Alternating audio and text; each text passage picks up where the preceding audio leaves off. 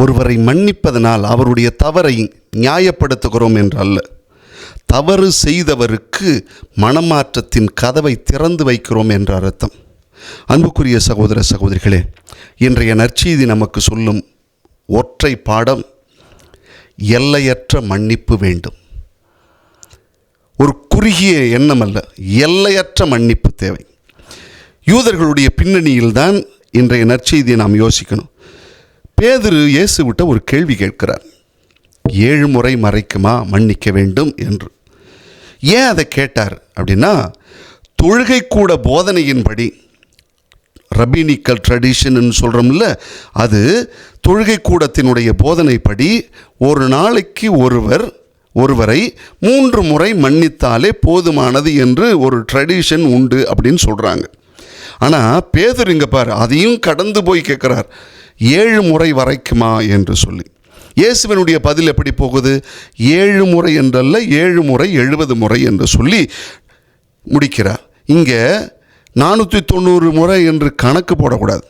இங்கே கணக்கு போடல. மன்னிப்பதற்கு எந்த எல்லையோ கணக்கோ இல்லை என்று சொல்கிறார். இங்கே கணக்கு போட்டு பார்க்கல. மன்னிப்பதற்கு எல்லை இல்லை, அதுதான் எல்லையற்ற மன்னிப்பு என்று சொன்னோம். இந்த இதை சொல்லிட்டு தான் அடுத்து உதாரணம் கொடுக்குறார். 10,000 தாலந்து கடன், 100 தெனாரியம் கடன், இந்த ரெண்டையும் ஒப்பிட்டு பார்க்குறார். 10,000 தாலந்து கடன்னா 10 தலைமுறைக்கு கூட அடைக்க முடியாது, அவ்வளவு அமௌண்ட் அது. 100 தாலந்துங்கிறது கம்மி, 100 நாள் ஊதியம். 100 தெனாரியம்ங்கிறது 100 நாள் ஊதியம். இங்கே 10,000 தாலந்தை மன்னிக்கப்பட்டிருக்கிறது, இங்கே 100 நீ மன்னிக்கும்ல அப்படிங்கிற ஒரு உதாரணத்தை கொடுக்குறார்.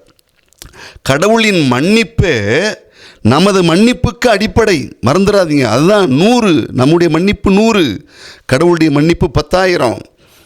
அதையே கடவுள் மன்னிக்கிறார், நீ இதை மன்னிக்க மாட்டேங்கிற அப்படின்னு. கடவுளுடைய மன்னிப்பை பெறணும்னா நமக்கு ஒரு பெரிய நிபந்தனை இருக்குது, நாம் பிறரை மன்னிக்க வேண்டும். இந்த நிபந்தனை நடந்தால் தான் அது நடக்கும்.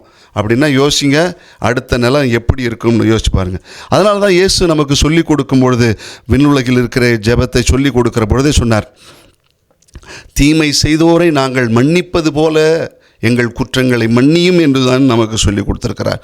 எபேசியருக்கு எழுதிய திருமுகத்தில் புனித சின்னப்பர் சொல்லும் பொழுது 4:32 சொல்கிறார், கடவுள் கிறிஸ்து வழியாக மன்னித்தது போல நீங்களும் ஒருவரை மன்னியுங்கள் என்று சொல்லுகிறார்.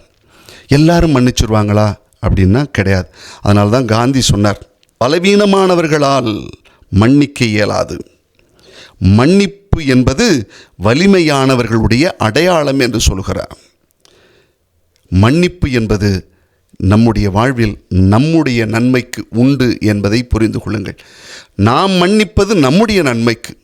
இதை புரிந்து கொண்டாலே நாம் எல்லையற்ற அளவுக்கு மன்னித்து விட்டு செல்ல முடியும். நம் சகோதர சகோதரிகளை கிறிஸ்துவை போல் மன்னிக்கத்தான் நாம் கிறிஸ்தவர்களாகிய நாமும் அழைக்கப்பட்டிருக்கிறோம்.